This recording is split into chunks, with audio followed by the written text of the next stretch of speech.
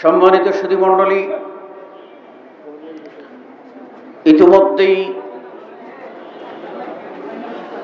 ঘোষণায় শুনেছেন আমার আলোচনার বিষয়বস্তু হল বান্দার হক। এই হক শব্দটা আরবি। প্রথমত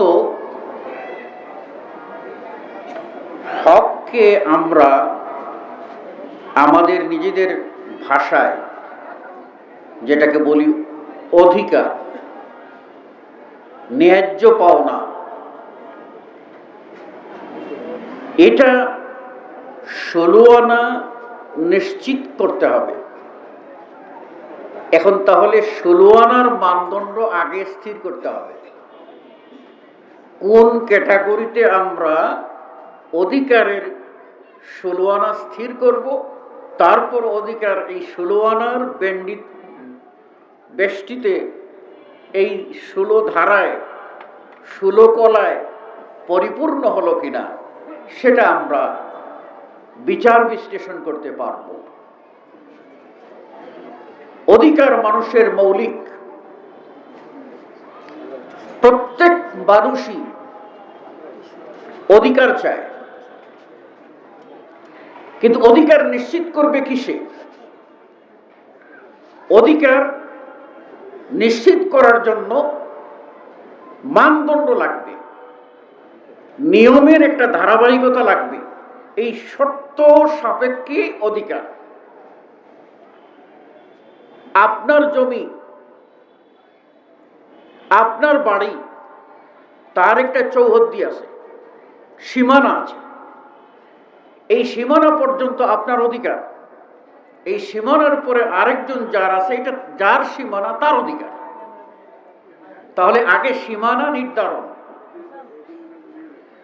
এই ডিমার্কেশন করা। দেখুন, আপনার আমার অধিকারের ফর্মুলা ডিমার্কেশন করবে কে? এই ডিমার্কেশন করা, এটার সর্বোত্তম বিধায়ক হচ্ছেন মহান আল্লাহ। তিনি জানেন কার প্রতি কতটুকু হক দিলে ইনসাফ করা হবে আর কার উপর কতটুকু চাপিয়ে দিলে জুলুম হবে। তাই হক নির্ধারণ এর ফর্মুলা আল্লাহর ওয়াহী, কিতাবুল্লাহ এবং সুন্নাত রাসূলুল্লাহ সাল্লাল্লাহু আলাইহি ওয়াসাল্লাম। কোরআন এবং সুন্নতের আলোকেই বা কোরআন ও হাদিসের আলোকেই অধিকার নিশ্চিত হতে হবে। অধিকার যদি কোরআন ও হাদিসের আলোকে নিশ্চিত না হয়, অর্থাৎ তার কোনো ফর্মুলা না থাকে, তাহলে আপনি কোন সূত্রে বলবেন যে সে আমার সীমানা ক্রস করেছে? সীমানাই ঠিক করেননি। তাহলে আগে সীমানা ঠিক করতে হবে। আর সেই সীমানা কোরআন ঠিক করে দিয়েছে, হাদিস ঠিক করে দিয়েছে। এই সীমানা যারা মেনে চলবে তাদের সম্বন্ধে আল্লাহ বলছেন, وَمَن يُطِعِ اللَّهَ وَرَسُولَهُ, যে ব্যক্তি আল্লাহ ও তার রাসূলের ইতাআত করবে, আনুগত্য করবে, সীমানা মেনে চলবে, সে বিজয়ী হবে। কিরকম বিজয়ী হবে? সে হবে ওই সমস্ত ব্যক্তিদের অন্তর্ভুক্ত যাদেরকে ইতিমধ্যেই আল্লাহ নিয়ামত দ্বারা পরিপূর্ণ করে দিয়েছেন। এখন আপনাদের কাছে জিজ্ঞাসা, আমরা কি ওই লোকদের পথ অনুসরণ করতে চাই যারা ইতিমধ্যে বিজয়ী হয়ে গেছেন, আল্লাহর নিয়ামত পেয়ে ধন্য হয়ে গেছেন? এটা কি আমরা চাই? জোরে বলেন, আমরা কি চাই? আরো জোরে বলেন, আমরা কি চাই? যদি চাই তাহলে আমাদের আল্লাহ ও তার রসুলের বিধির ভিতরে থাকতে হবে। থাকলে আমরা কাদের সঙ্গী হব? উলাইকা মাআল্লাযীনা আন'আমাল্লাহু আলাইহিম, ওইসব লোক যারা এটা নিশ্চিত করবে তারা হবে ওই লোকদের সাথে যাদের প্রতি আল্লাহ নিয়ামত দিয়েছেন। নিয়ামত প্রাপ্তদের সাথে থাকবেন। তারা কারা? মিনান নবিয়্যিন, এক নম্বরে নবী ও রাসূলগণের অনুসারী হবেন। নবী ও রাসূলগণ আল্লাহর নিয়ামত দ্বারা ভূষিত, তারা আল্লাহর পক্ষ থেকে শরীয়তের ব্যাপারে মাসুম, নিষ্পাপ, এবং তারাই জান্নাতে যাবেন। নবীদের মধ্যে সর্বপ্রথম জান্নাতে ঢুকবেন আপনার নবী, আমার নবী, শেষ নবী, চূড়ান্ত নবী, বিশ্ব নবী মুহাম্মদুর রাসূলুল্লাহ সাল্লাল্লাহু আলাইহি ওয়াসাল্লাম। আল্লাহ নবী বলেন, আনা আউয়ালু মান আকরাআল বাব, আমি হলাম প্রথম ব্যক্তি গিয়ে জান্নাতের দরজায় টুকা দিব। তখন বলা হবে, আপনি কে? বলে, আমি মুহাম্মদ। তখন বলা হবে, আপনাকেই খুলতে আদেশ করা হয়েছে, আপনার আগে কারোর জন্য বেহেশতের দরজা খোলা মানা। নবী ঢুকবেন, তারপর অন্যান্য নবী ও রাসূলগণ ঢুকবেন। তাহলে আপনি আমি যদি আল্লাহ ও তার রাসূলের আনুগত্য করি, বর্ডার মেনে চলি, তাহলে আমি প্রথম দফায় নবীদের সঙ্গী হব। দ্বিতীয়, সিদ্দিকদের সঙ্গী হব। চরম সত্যবাদী, ন্যায়পরায়ণ মানুষদের সঙ্গী হব। তৃতীয়ত, শহীদদের সঙ্গী হব। চতুর্থত, যারা সৎ পথের অনুসারী, যারা আল্লাহর বিধান এবং রাসূলের তরিকা মতো আমল করেন, যাদের আমলগুলি আল্লাহর কাছে অ্যাকসেপ্ট হয়, গ্রহণযোগ্য হয়, সেই সমস্ত সালেহ নেকবখত মানুষদের কাতারে সমবেত হবেন। তাহলে আপনি নবীদের কাতারে উঠতে চান, নবীদের তারা যে নিয়ামত পেয়েছেন সেই নিয়ামত পেতে চান, সিদ্দিকরা যে নিয়ামত পেয়েছেন সে নিয়ামত পেতে চান, শহীদরা যে নিয়ামত পেয়েছেন সে নিয়ামত পেতে চান, সালেহ নেককার মানুষেরা যে নিয়ামত পেয়েছেন সেই নিয়ামত পেয়ে ধন্য হতে চান, আপনার একটাই পথ, ডানে যেতে পারবেন না, বামে যেতে পারবেন না, পথ আল্লাহ বানিয়ে দিয়েছেন এই সিরাতে মুস্তাকিম। এই সিরাতে মুস্তাকিমই আপনাকে চলতে হবে। যদি আপনি চলেন তাহলে আপনার জীবনের প্রতিটি পদে পদে, প্রতিটি পদে পদে আপনি ইনসাফ প্রতিষ্ঠা করবেন। আর ইনসাফ প্রতিষ্ঠাই হলো আল্লাহ রাব্বুল আলামিন এই দুনিয়ায় সফলতার অন্যতম শর্ত হিসাবে নির্ধারণ করে দিয়েছেন। আমরা প্রতি জুমায় খতিব সাহেবের কাছ থেকে শেষে একটা বাণী শুনি, কিন্তু এটার অনুবাদ হয় না, আরবিতেই তারা বলেন, যার ফলে আমরা বুঝতে পারি না। শেষে বলা হয়, ইন্নাল্লাহা ইয়া'মুরুকুম বিল আদলি ওয়াল ইহসান ওয়া ইতাই যিল কুরবা, নিশ্চয়ই আল্লাহ আদেশ করেন আদলের, ইনসাফের। ইনসাফ হলো ন্যায় বিচার, ন্যায় বিচার হলো জনমত। আর জনমত কাকে বলে জানেন? জনমত কাকে বলে বলেন তো? জনমত কাকে বলে? জনগণ জড় হইয়া যা বলিবে তাই জনমত নও। জনমত আইনের ভাষায় জনমত হলো যা সত্য সে কথা যে বলিবে ওটাই হলো জনমত। সূর্য পূর্ব দিকে উঠে পশ্চিমে ডুবে, এটা জনমত। কেউ যদি এটার উল্টা বলে তাহলে সেটা কিয়ামত, এটা জনমত হবে না। কারণ কিয়ামত হবে সূর্য পূর্ব দিকে উঠবে না, পশ্চিম দিকে উঠবে। তাহলে সত্য ও ন্যায় যা, তা যদি বলা হয় তাহলে সেটা হলো জনমত, চাহে একজন বলুক। আর অন্যায় যদি হাজার জন সাপোর্ট করে, লক্ষ জনতার কণ্ঠে অন্যায় ঘোষিত হয়, জুলুম নির্যাতনের কথা ঘোষিত হয়, সেগুলির ইউটিলাইজেশন হয়, বাস্তবায়ন হয়, তাহলে ওটা কখনো ন্যায় হতে পারে না, হক হতে পারে না, অধিকার হতে পারে না, জনমত হতে পারে না। জনমত হবে সত্য। তাই সত্যের মানদণ্ডে চললে এটা আপনি পাবেন। আপনাকে ইনসাফ নিশ্চিত করতে হবে। আর এই ইনসাফ নিশ্চিত করার জন্যই আল্লাহ তার বিধান দিয়ে প্রথমেই প্রত্যেকটি মানুষকে তার আত্মা সংশোধনের কথা বলেছেন, আত্মা থেকে ময়লা দূর করতে বলেছেন, এবং কুফরি দূর করতে বলেছেন, শিরক দূর করতে বলেছেন,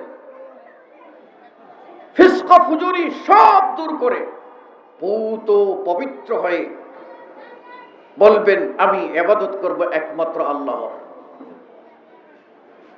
আমি বিধান মানব তো আল্লাহর, আমি গোলামি করব তো আল্লাহর। আল্লাহর বিধানে যা ইনসাফ ন্যায় সেটাই ন্যায়।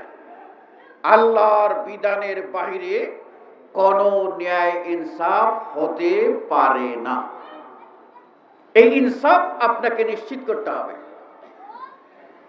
এই ইনসাফ এর বিপরীত হলো জুলুম।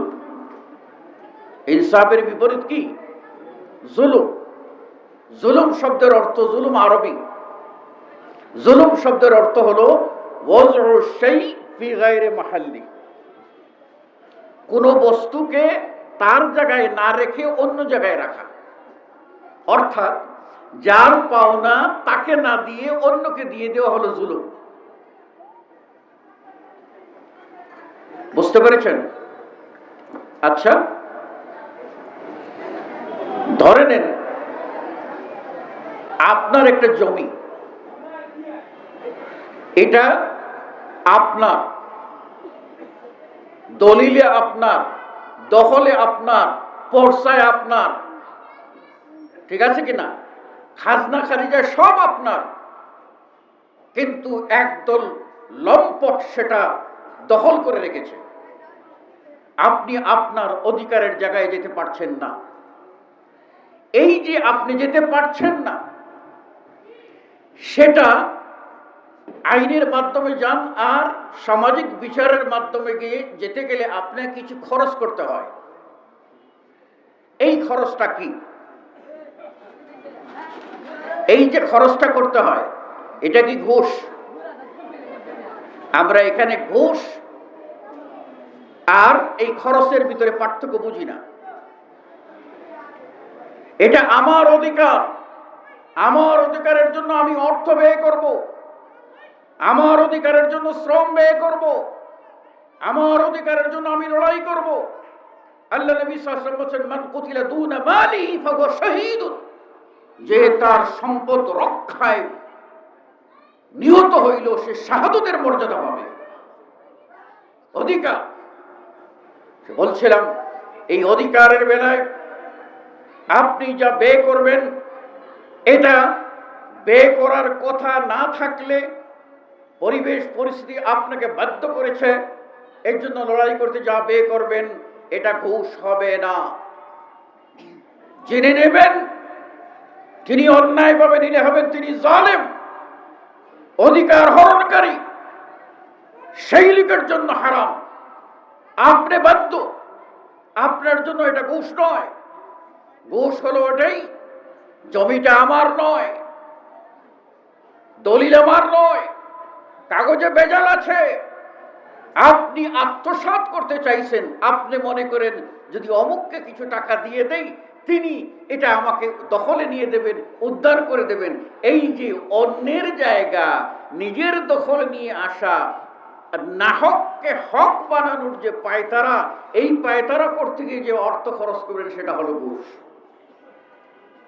আর সেটাই আল্লাহ নবী বলছেন, রাশি ওয়াল মুরতাশি কিলাহুমা ফিন্নার, ঘুষ দাতা ও গ্রহীতা দুজনই জাহান্নামে যাবে। সম্মানিত সুধীমণ্ডলী, বলছিলাম এই যে একজনের পাওনা আরেকজনকে দিয়ে দেওয়া, এটা হলো জুলুম।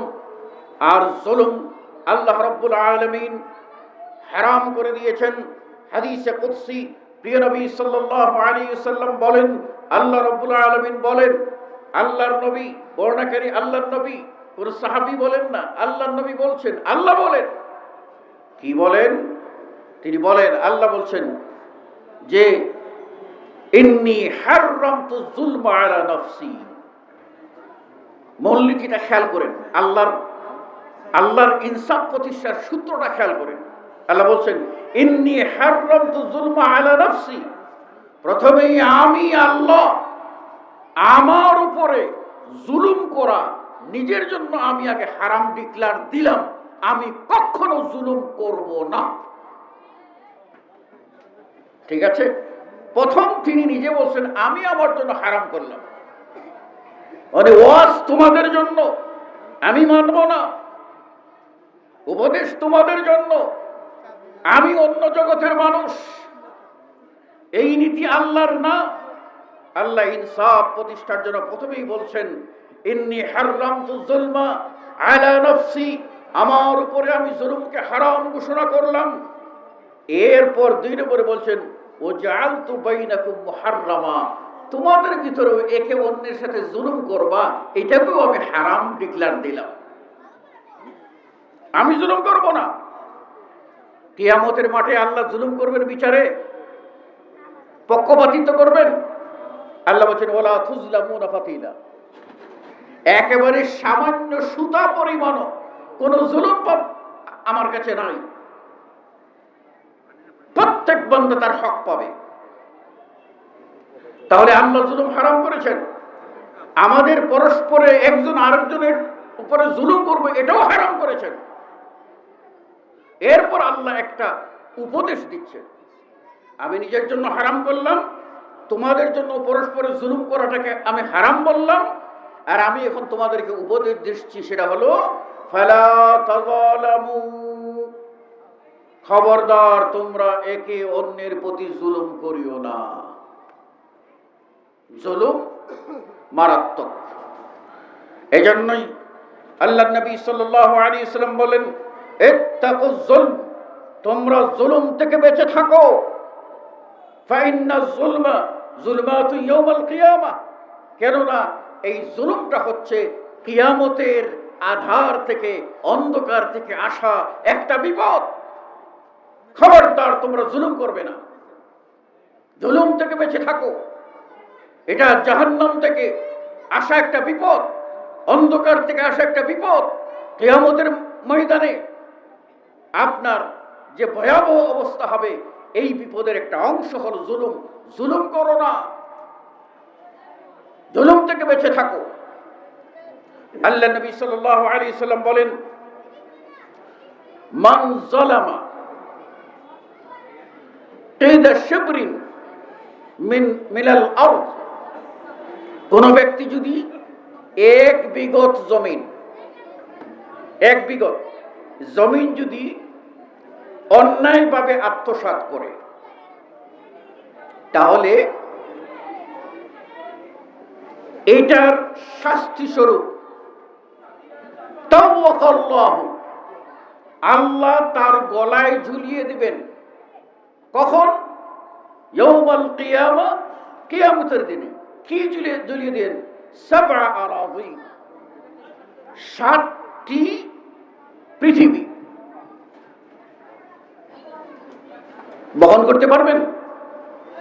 আজকে জুলুম করতেছি আমরা, অধিকারের ব্যাপারে আসতেছি আমি, জুলুমটা ভালো করে বুঝে নেন, তাহলে অধিকারটা নিশ্চিত করতে পারবেন। জুলুম এত ভয়াবহ মারাত্মক, সুতরাং আপনি আমি জুলুম করব? শোনেন, গলায় একটু জুলুম করলেন, দুনিয়া এতটুকু জায়গা দখল করলেন, তাই না? 6 ইঞ্চি জায়গা দখল করলেন। এর বদলে যদি 7টা পৃথিবী গলায় ঝুলিয়ে দেওয়া হয়, আপনার কোন বাবা, কোন লিডার আপনাকে টেনে উদ্ধার করবে, জাহান্নামের গর্ত থেকে উঠাতে পারবে? জোরে বলেন, পারবে? পারবে না। মারাত্মক বিষয়। শোনেন, একটা ঘটনা বলি। বলবো কি? হ্যাঁ, আপনাদের বুঝতে অসুবিধা হচ্ছে? এক ঘটনা বলি। একজন জাস্টিস, বিচারপতি কাজী আব্দুল্লাহ, তখন বিচারপতি আর খিলাফতের পরবর্তী খলিফা, খোলাফায়ে রাশেদার পরবর্তী খলিফা। তো খলিফার অধীনে প্রাদেশিক গভর্নর, আর ওই প্রদেশের প্রধান বিচারপতি হলেন আব্দুল্লাহ নামক এই ব্যক্তি। তিনি বিচার করেন অত্যন্ত ন্যায় ইনসাফপূর্ণ। এটা সারা প্রদেশে সব ব্যক্তি জানে যে ওনার কাছে কোনো আইনের হেরফের 19-20 নাই। কোনো সুপারিশ করলে লাভ হবে না, কোনো টেলিফোন করলে লাভ হবে না। যা আইন তাই তিনি ঘোষণা করবেন, যা রায় হওয়ার তাই হবে, কোনো ফরমাইশি রায় হবে না। এইরকম ব্যক্তি ছিলেন তিনি। তো ওই সমাজের, ওই প্রদেশের গভর্নর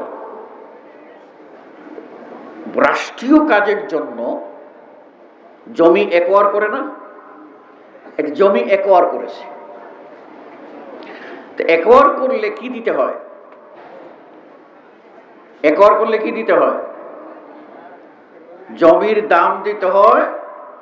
আমাদের দেশে সাধারণ হলো 3 গুণ। 1 কোটি টাকা হলে 3 কোটি টাকা দিতে হবে। তা এখন একোয়ার করেছে, যাদেরকে অর্ডার করেছে ওরা একোয়ার করতে গিয়ে এক জায়গায়, মানে একটা দরিদ্র ফ্যামিলি ছিল, একজন মহিলা, তার 5টা সন্তান ছিল, স্বামী হারা এই বৃদ্ধা 5টা সন্তান, সবগুলি এতিম, ছোট। 18 বছর হয়ে গেলে আবার এতিম থাকবে না, মনে রাখবেন। কিন্তু এতিমের সংজ্ঞা কি? এতিম কারে বলে জানেন? হ্যাঁ, যাদের প্রাপ্তবয়স্ক হওয়ার আগে বাবা মারা গেছেন, 18 হয়ে যাবে, এরপরে আর ওই এতিম বলতে পারবে না। আর সব এতিম আপনার সদকা খাইতে পারবে না। এমনও এতিম আছে যার বাবা কোটি কোটি টাকার মালিক, মারা গেছে বাবা, ছেলের বয়স 8 বছর, কি হয়ে গেল? সে এতিম, সংজ্ঞায় এতিম, কিন্তু যে ফকির না, মিসকিন না। সুতরাং সে এতিম নাম দিয়ে যাকাত খেতে, জোরে বলেন পারবে? জোরে বলেন পারবে? পারবে না। এতিম, তার সাথে সদকাও যাকাত খাওয়ার জন্য তাকে হতে হবে ফকির। ফকির মানে যার একদিনেরও খাবার নাই। আর মিসকিন যার একদিন, 2 দিন, এমনকি 6 মাসের খাবার আছে, বছর যায় না, সে হলো মিসকিন। ওই রকম অভাবী হইলে সে কি নিতে পারে? সদকা যাকাত খেতে পারে। অভাবী না হলে খেতে পারবে না। তো এই বাচ্চাগুলি এতিম, তাদের বাড়ি ছিল ওই জায়গার ভিতরে। ওই যাদেরকে অর্ডার করেছে তারা করেছে কি, এই জায়গা পুরাটা একোয়ার করে নিয়েছে। মহিলার কোনো পাওনা দেয় নাই, কোনো বিচার করে নাই, দুয়ারে দুয়ারে ঘুরছে, বিধবা কোনো ঠাঁই পায় নাই। এতিম বাচ্চাগুলি নিয়ে রাস্তায় একেবারে ফকির হয়ে গেছে। যার কাছে যায় কেউ কিন্তু কোনো পাত্তা দেয় না, যেহেতু গভর্নর করেছে, কে ওখানে হাত দেবে? পায় না। যে একদিন ওই বিচারপতি, তিনি যাচ্ছেন গাদায় চড়ে, তখন হঠাৎ করে এই চেনা জানা লোক চিনে ফেলেছে, এই হলো বিচারপতি। আর ওই মহিলাটা বাচ্চাগুলি নিয়ে ঘুরতেছে। তখন ওই লোকটা বলছে, আহারে এই তো মহিলা শেকায়ত করত, কোনো জায়গায় বিচার পায় না। এবার আছে এই যে গাদায় পিঠে পিঠে আসতেছেন কাজী আব্দুল্লাহ, তার কাছে নালিশ করে মহিলাকে বলে, এই যে ওই যে বয়স্ক মানুষটা, উনি হলেন প্রধান বিচারপতি, ওনার কাছে গিয়ে শেকায়ত করো। তো ওনার কাছে গিয়ে মহিলা বলল যে আমি এই ঘটনার শিকার হয়েছি, আমাকে আমার বাস্তু ভিটা থেকে উঠিয়ে দেওয়া হয়েছে এবং সন্তানগুলি নিয়ে কোথাও ঠাই নাই, আমি এইভাবে আছি, কোনো বিচার পাই না। তিনি বললেন, ঠিক আছে, অমুক মাসের অমুক তারিখে এইখানের প্রাসাদ যেটা নির্মাণ করা হয়েছে, এই প্রাসাদটা উদ্বোধন করতে গভর্নর আসবেন। এই দিনে বাচ্চাগুলি নিয়ে তুমি একটু দেখা যায় এমন একটা জায়গায় দূরে দাঁড়িয়েও বিচারটা আমি করব। এখন ঠিকই ওই দিন প্রাসাদকে সুসজ্জিত করা হয়েছে, উদ্বোধন করবে, গভর্নর উদ্বোধন করবেন। এখন এই গভর্নরের উদ্বোধনে প্রধান বিচারপতি আমন্ত্রিত হবে না? নিশ্চয়ই। দারোয়ানরা আছে, পাহারাদাররা আছে, সবাই পাহারা দিচ্ছে, সিকিউরিটি নিয়োগ করা আছে। সবার আগে বিচারপতি গাদায় পিঠে তিনি হাজির, টাইম মতো হাজির হয়ে এখন ভিতরে ঢুকতেছেন, ওরা বাধা দেয়। বাধা দিয়ে যেটা গাদা নিয়ে এই জায়গায় যাওয়া যাবে না, একটু সাইডে রাখেন গাদাটা। তিনি বলেন, খবরদার, কথা বলো না। কে? একজন আরো করে জিজ্ঞাসা করি, এইরকম কথা বলে কে গো? সেই উনি তো চিফ জাস্টিস, বিচারপতি। ও খবরদার, আর কথা বলা যাবে না। এখন তিনি গাদাটা নিয়ে সুন্দর প্রাসাদের মেইন ফটকে বেঁধে দিয়েছে। মেইন ফটক যেদিক দিয়ে মানে এই রাজা ঢুকবে, গভর্নর ঢুকবে, সেটা দিয়ে সেই জায়গায় এটা গাদা বেঁধে রেখেছে। আচ্ছা বলুন তো, বেমানান হলো না ঘটনা? বেমানান হয়ে গেল। তো এরই মধ্যে মহিলা এসে খুঁজতেছে, জনগণ আসছে, ঠিক মতো গভর্নর আসছেন। গভর্নর যখন আসছেন, আসেই বলছেন, এই এখানে গাদাটা কার? স্বাভাবিক, গাদাটা প্রধান বিচারপতির, কাজীউল কুযাত তার। লুরি কোথায়? ওনাকে খুঁজো, আগে ওনাকে নিয়ে আসো। উনি গাদা রেখেছেন, ওকে মানা হইতো আগে। বুঝতে পেরেছেন? আগে কিন্তু বিচারপতিদের কি ছিল? দাম ছিল। উনি রেখেছেন, ওকে, এবার ওনাকে নিয়ে আসো। খুঁজাখুঁজি করতে লাগলো, ওনাকে খুঁজে পাওয়া যাচ্ছে না। এসে বলো পাওয়া যায় না। তখন গভর্নর উদ্বোধন বাদ দিয়ে তিনি নিজে খুঁজতে লাগলেন, কোথায় আছে। প্রধান বিচারপতি ছাড়া আমি উদ্বোধন করব না, খুঁজতে লাগছে। গিয়ে দেখে এই পাথর আর মাটি এইরকম জায়গায় বিচারপতি বস্তা, এর মধ্যে পাথর মাটি, পাথর কেটে কেটে ভেঙে ভেঙে পাথরটা বস্তার ভিতরে ভরতেছেন। আর ভরা হয়ে গেলে ওইটাকে উঠাইবার জন্য চেষ্টা করতেছেন, কিন্তু এত ভারী যে এইটা উঠানো যাচ্ছে না। আবার উনি একটু পাথর কাটেন, দেখেন আরো কিছু জমা করেন। উনি কি বলছে, বিচারপতি আপনি এটা করছেন? আশ্চর্য, আপনি উঠেন, আমি নিজে এটা উঠাই দিচ্ছি। তখন গভর্নর নামছে, নাইমা এটা ধৈর্য এক কোনাও উঠাইতে পারে না, এত পাথর। এসে বলেছে, আপনি এটা এটা কেন করছেন? তারপরে আরো জড়ো করছেন। বলে, গভর্নর, এই কাজটি আমি কেন করছি যদি জিজ্ঞাসা করতে চাও তাহলে বলো। এক বস্তা পাথর তুমি উঠাইতে পারছ না, যদি তোমার গলায় 7টি পৃথিবী তোমার রাজ্য এইরকম ঝুলিয়ে দেওয়া হয়, তাহলে কি তুমি উঠাতে পারবে? বলছে কি বলেন, অসম্ভব, আমি পারবো না, অসম্ভব, পারবো না। তাহলে তিনি বললেন, যদি না পারো তাহলে ওই যে উঁচা জায়গায় একটা টিলায় দাঁড়িয়ে আছে একজন বৃদ্ধা এবং তার সাথে বাচ্চাগুলি, ওদের কাছে যাও, ওদের কাছে গিয়ে ওদের খবর শোনো। তারপর শুনলেন, শোনার পরে বললেন, তাই নাকি? তাহলে তো আমি বড় অন্যায় করে ফেলেছি, জুলুম হয়ে গেছে।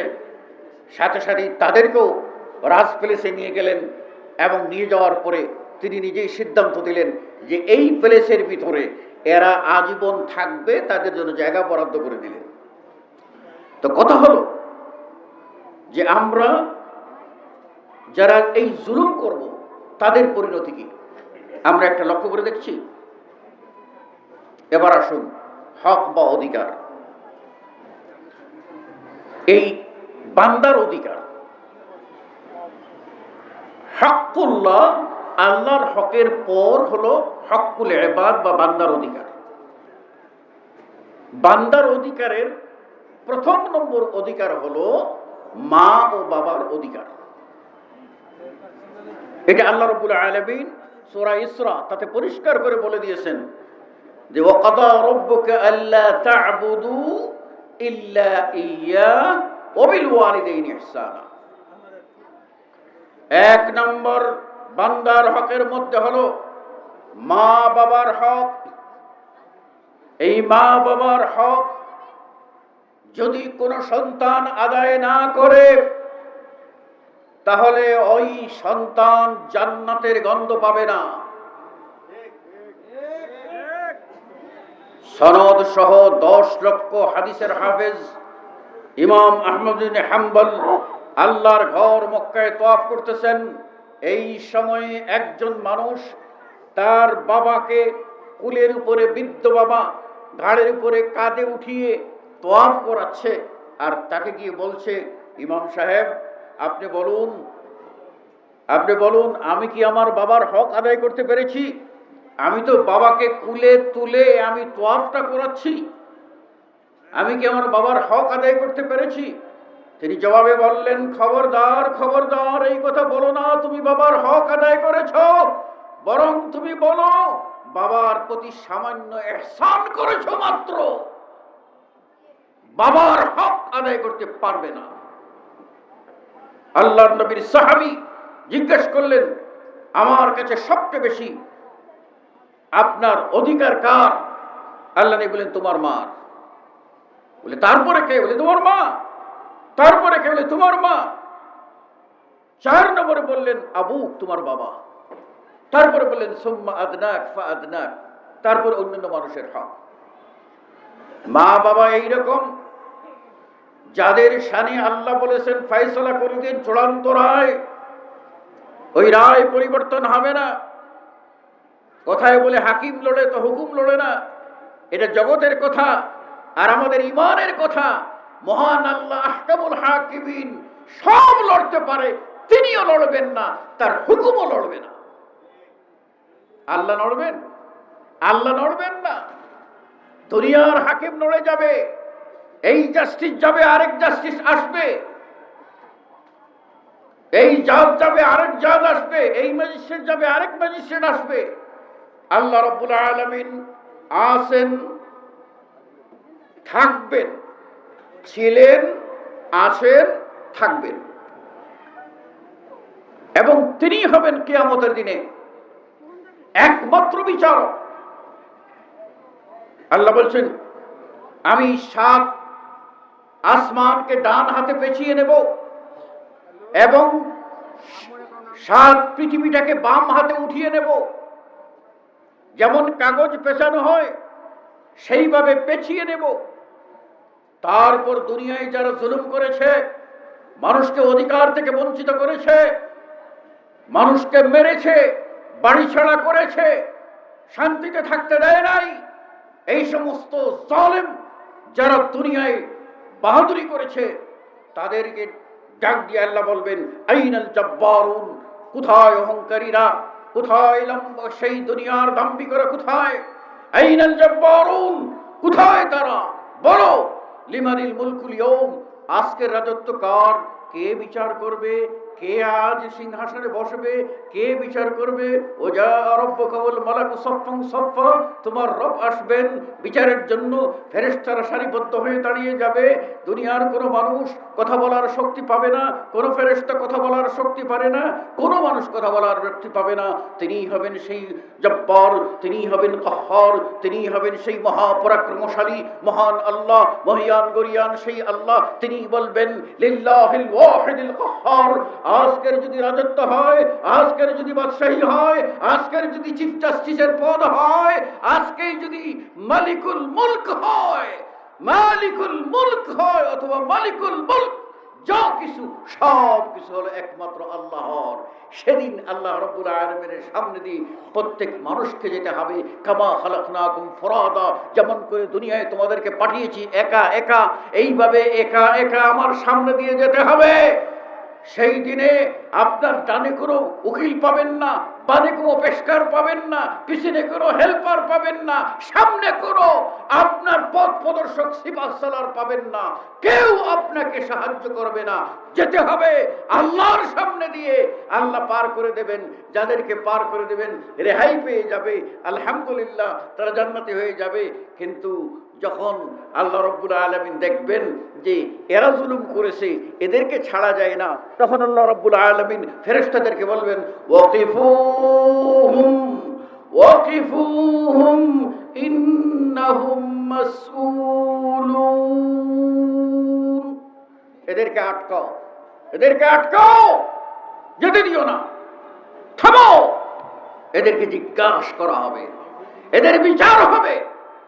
আল্লাহ যেদিন বিচার করবেন, সেই বিচার থেকে পালাবার সুযোগ কেউ পাবে না। এজন্যই এই দুনিয়াতে পিতামাতার প্রতি আল্লাহর ফয়সালা হচ্ছে কি, তাদের প্রতি ইহসান করতে হবে। ইহসান কয়ভাবে করা যায়? তিনভাবে করা যায়। একভাবে ইহসান হলো ইহসান বিবাদলিল মাল, পিতামাতার জন্য সম্পদ খরচ যেটা দরকার সেটা ছেলেরা সন্তানেরা নিশ্চিত করবে।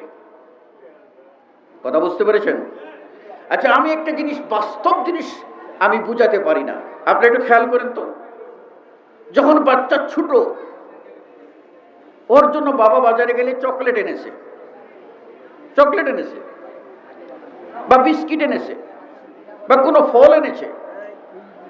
যখন বাচ্চাটা বড় হয়েছে, তার স্কুলের বেতন দিচ্ছে, স্কুলে নিয়ে যাচ্ছে, স্কুল থেকে আনতেছে, মাদ্রাসায় নিয়ে যাচ্ছে, মাদ্রাসা থেকে আনতেছে।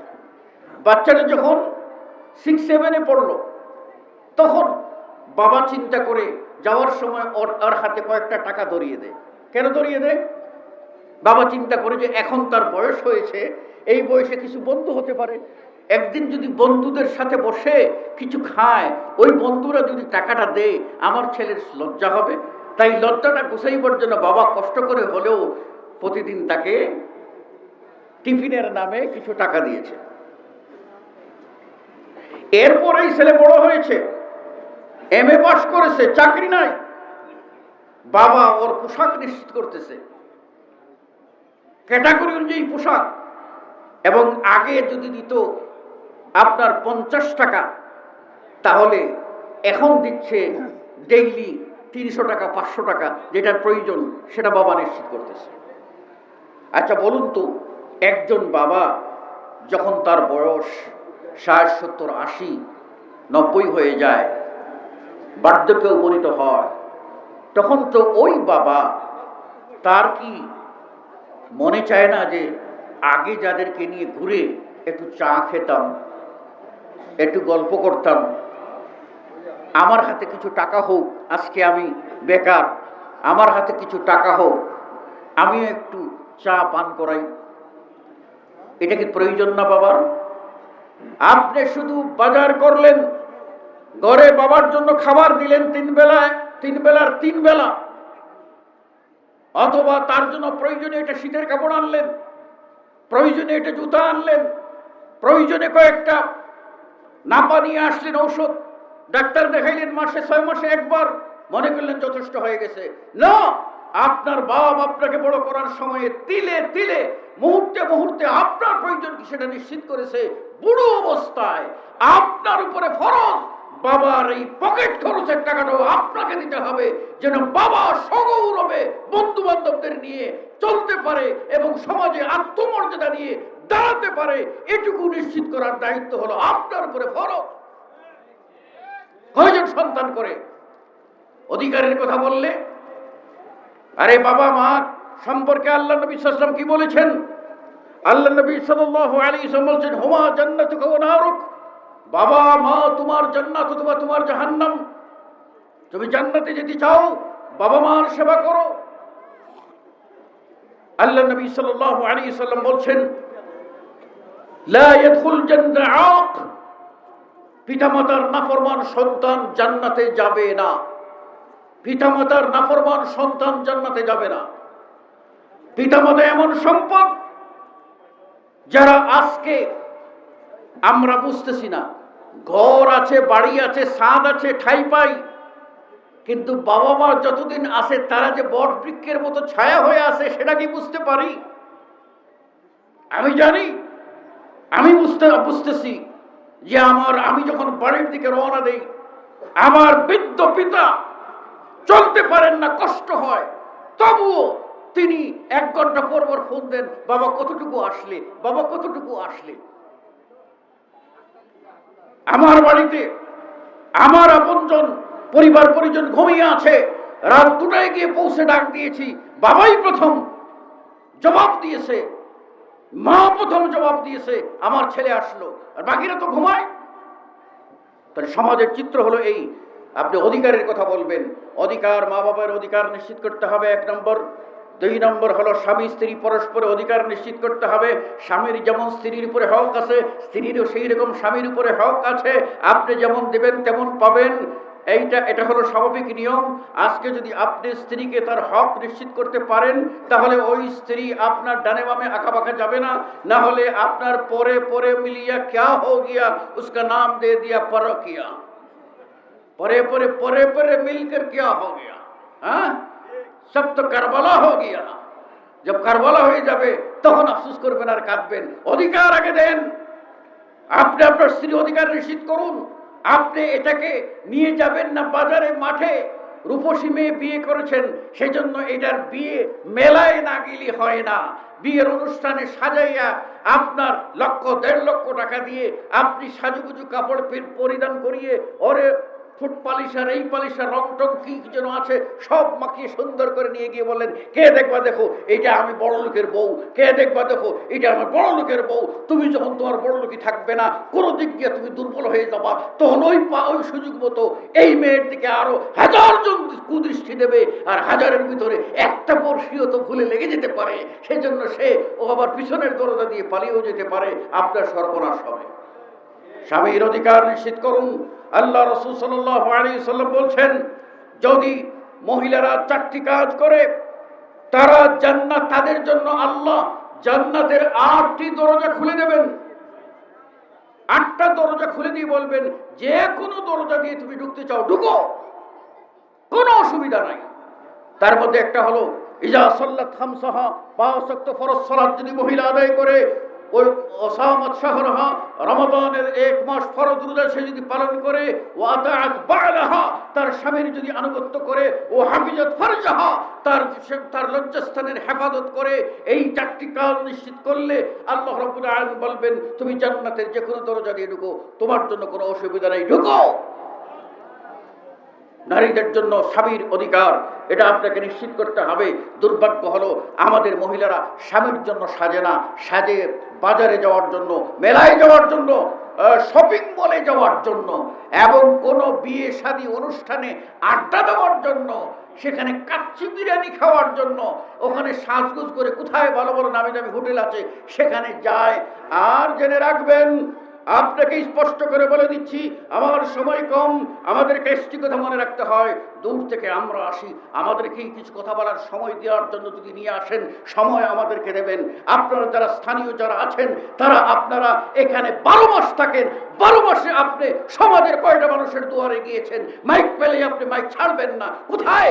কে বলেছে আপনাকে? আপনি ভালো যোগ্য, আপনাকে আমরা শ্রদ্ধা করি, আপনাকে ভালোবাসি, কিন্তু একজন মানুষ তাকে অতিথি হিসাবে আনবেন, তাকে মন খুলে কথা বলার সুযোগ দেবেন না, ঘন্টার পর ঘন্টা বসিয়ে রেখে তারপরে বলবেন এক্ষুনি সব খতম করো। খতম করলাম? আমি স্পষ্টবাদী, আমি স্পষ্ট করে বলছি, স্বামী স্ত্রীর পরস্পরের অধিকার আপনাকে নিশ্চিত করতে হবে, সন্তানের অধিকার পিতাকে নিশ্চিত করতে হবে। আল্লাহ নবী সাল্লাল্লাহু আলাইহি ওয়াসাল্লামের কাছে এক সাহাবী এসে বলেন, ইয়া রাসূলুল্লাহ, আমি আমার এই ছেলেকে এই উটটা দিয়েছি, আপনি একটু দোয়া করেন বরকতের। আল্লাহ নবী সাল্লাল্লাহু আলাইহি ওয়াসাল্লাম বললেন, তুমি কি তোমার প্রত্যেকটা ছেলেকে একটা করে দিয়েছো? বলে, না ইয়া রাসূলুল্লাহ, শুধু এইটারে দিয়েছি। আল্লাহ নবী বললেন, আমি তোমার জন্য বরকতের দোয়া করতে পারবো না। অন্য হাদিসে আছে আল্লাহ নবী বলছেন, তোমার ওই উটটা ফেরত নিয়ে নাও। দিলে সবার সমান, আর না হলে না, হাদিয়ার সমান। হাদিয়ার বেলায় আবার ওই ফতোয়া চলবে না, মেয়ে মানুষ অর্ধেক পাবে, মানে বাপে যদি কিছু টাকা দেয়, কিছু হাদিয়া দেয়। কথা বুঝতে পেরেছেন কিনা? মিরাজ বা সম্পদে মেয়ে যা পায় ছেলে তার ডবল পাবে, কিন্তু হাদিয়ায় মেয়ে যা পায় ছেলেও তা পাবে, ছেলে যা পায় মেয়েও তা পাবে। হাদিয়া হাদিয়া, এখানে 2 নম্বরই করতে পারবেন না। আল্লাহ নবী সাল্লাল্লাহু আলাইহি সাল্লাম বললেন, ফেরত দিয়ে যাও, আমি দোয়া করতে পারবো না। বরং বললেন, ইত্তাকুল্লাহ, তোমরা আল্লাহকে ভয় করো, ওয়াদিলু বাইনা আওলাদিকুম, তোমাদের সন্তানদের ভিতরে আদল করো, ইনসাফ করো, প্রত্যেকের যার যার হক ঠিক মতো দিয়ে দাও। আজকের সমাজে আরো বড় সমস্যা হচ্ছে, আমাদের সমাজের এই জায়গা জমি দাম হয়ে গেছে, শহরের জায়গা কত দাম, কত দাম। সেজন্য এই বাড়ির বাবা মারা গেছে, এই বাড়িতে 2 ভাই আছে, 1 বোন আছে বা 2 বোন আছে, বোনদের অধিকার হরণ করা হয়, তাদেরকে সম্পত্তি, পিতার সম্পত্তি দিয়ে সম্পদ দেয় না। অনেক জালেম পিতা আছে, সন্তানের নামে লিখে দিয়ে যায়। এটা হলো অধিকার হরণ, এটাই হলো আপনার নাহক জালেম পিতা। এই জুলুমের বদলা তাকে পেতেই হবে। এই বিরাট সম্পত্তি আল্লাহ দিয়েছেন, আল্লাহ এটার হুদুদ বা সীমারেখা বলে দিয়েছেন। সুতরাং তিলকা হুদুদুল্লাহ, আল্লাহর সীমার মধ্যে আপনি যেতে পারবেন না। আপনি কেন কলম ধরেছেন? আপনার এই অধিকার নাই।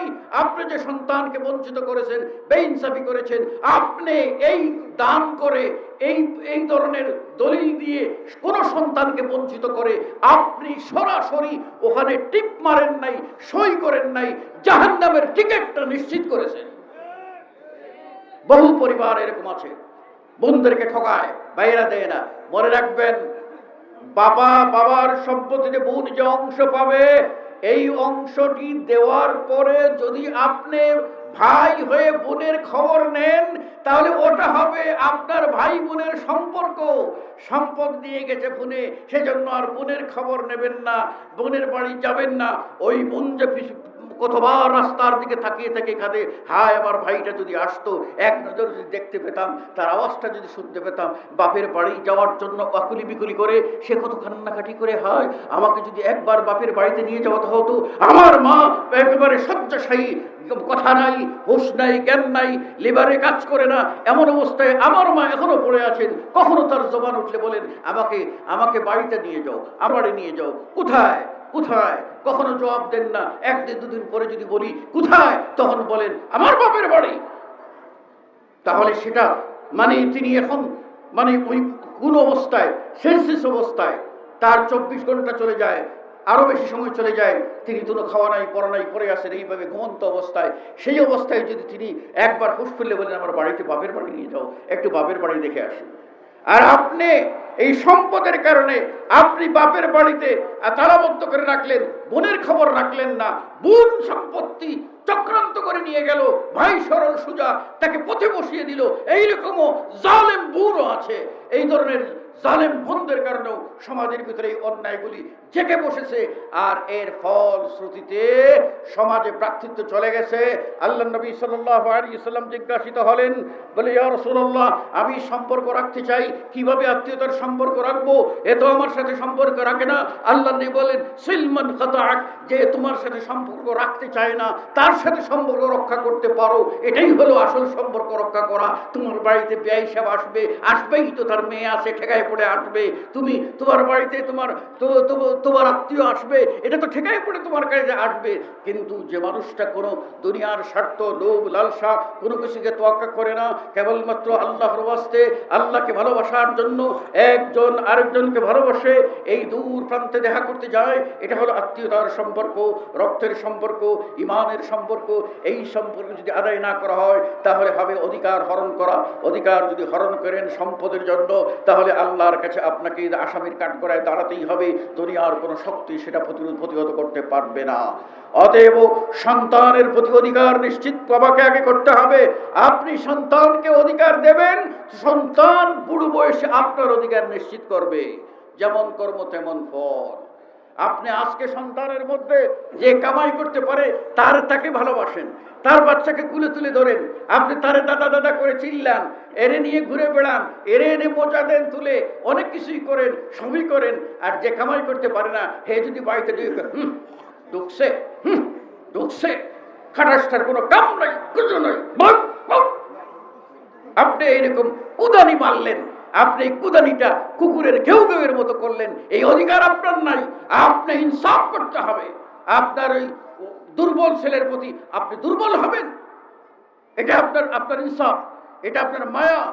কারো প্রতি বাড়তে পারে, কারো প্রতি কম হতে পারে, কিন্তু ওলা তামিলু কুল্লাল মাইল, কারো প্রতি 16 আনা ঝুঁকে যাব না। ইনসাফ আপনাকে বজায় রাখতে হবে। আপনি একজনকে স্নেহ করতে পারেন বেশি, আপনার 4 জন স্ত্রী আছে, 4 জনের মধ্যে একজনকে বেশি ভালোবাসতে পারেন, আপত্তি নাই। কিন্তু 4 করে 4 দিন থাকতে হবে, এটা নিশ্চিত করতে হবে। এই অধিকারের বেলায় বলা যাবে না যাকে বেশি ভালোবাসি তার ঘরে 2 রাত থাকবো, আর যাকে কম ভালোবাসি তাকে মাঝে মাঝে ব্ল্যাকমেইল করবো, ফাঁকি ঝুঁকি দিব, তোর ঘরে যাবো না, বুঝাইবো তোরে আমি রাখতে চাই না, বুঝোস না, মাইরে খেলায় বুঝোস না, তোর কাছ থেকে রাখতে চাই না, কেন তুই এখানে গোড়া করে করিস? ছেলে পেলে ডরে তালাক শব্দটা কই না, না হলে এখানে কইয়ে দিলাম বলে তালাক, যা, বেশি বললে তোরও তালাক দিব, তোর মারেও তালাক দিব। আচ্ছা, এরকম মানুষ আছে না পাগল? সুতরাং আপনি আপনার অধিকারকে নিশ্চিত করুন, ছেলেদের প্রতি ইনসাফ করুন। আপনি চেষ্টা করে একজনকে শিক্ষিত করতে পারেন নাই, চেষ্টা করেছেন, আপনি বেঁচে গেছেন। চেষ্টা করেন নাই, আপনি আল্লাহর কাছে ধরা খাবেন।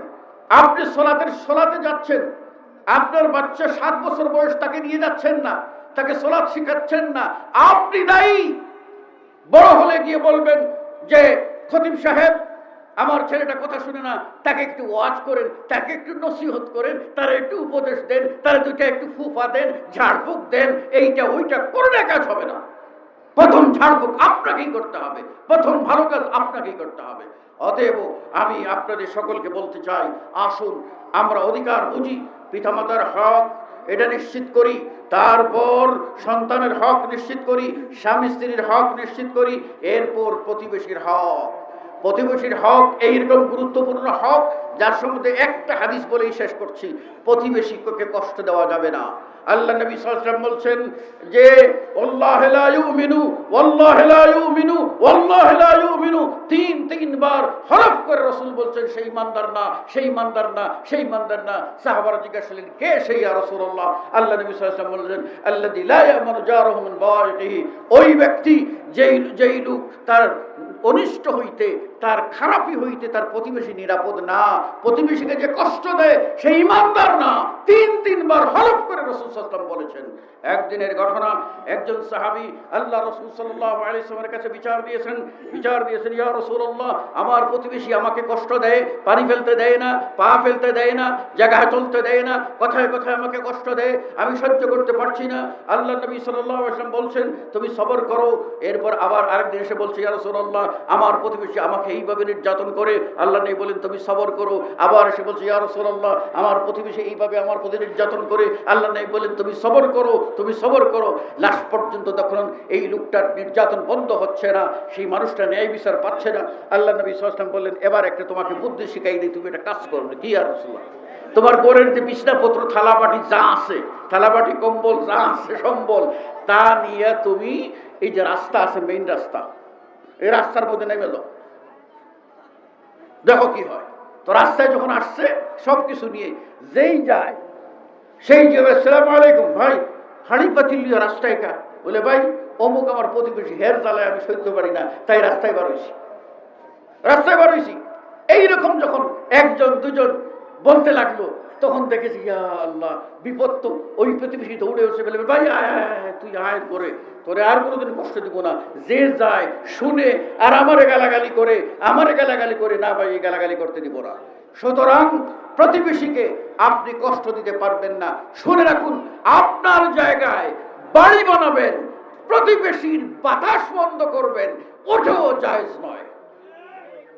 আপনি বাড়ি বানাবেন আপনার জায়গায়, কিন্তু প্রতিবেশী অক্সিজেন ফ্রি পাবে না এমন ভাবে যদি বাধার সৃষ্টি করেন, আল্লাহ নবী সাল্লাল্লাহু আলাইহি ওয়াসাল্লাম বলেন এটা প্রতিবেশীর হককে নষ্ট করা, এই বাধা দেওয়া জায়েজ নয়, জুলুম, জুলুম, অধিকার হরণ। অতএব আসুন আমরা পরস্পরের অধিকারগুলি নিশ্চিত করি। আল্লাহ রাব্বুল আলামিন আমাদের সকলকে এই বিষয়ে সচেতন থাকার তৌফিক দান করুন, আমিন। আকুলু কওলি হাযা আস্তাগফিরুল্লাহ লি ওয়া লাকুম ওয়া লিসাইরিল মুসলিমিন। ওয়াসসালামু আলাইকুম ওয়া রাহমাতুল্লাহি ওয়া বারাকাতুহু।